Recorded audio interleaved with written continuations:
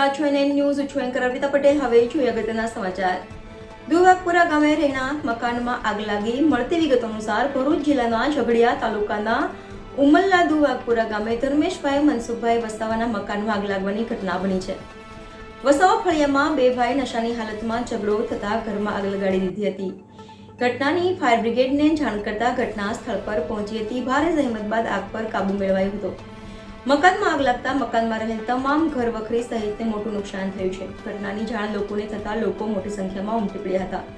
સાથે સાથે સરપંચ સહિતના ગામના કર્મચારીઓ દ્વારા લાઈન કાપી ત્યારબાદ મકાનમાં લાગેલ આગ બુઝાવી હતી. સદનસીબે કોઈ જાનહાનિ થઈ નથી. રિપોર્ટર અબ્દુલ રઉફ ખત્રી, ઉમલા. દર્શક મિત્રો, તમારી આસપાસ બની રહેલી અનોખી ઘટનાઓ વિશે જાણવા માટે NN ન્યૂઝને લાઈક કરો, શેર કરો, સબસ્ક્રાઇબ કરો અને બેલ આઇકન પ્રેસ કરો, જેથી આપને નોટિફિકેશન્સ મળતી રહે.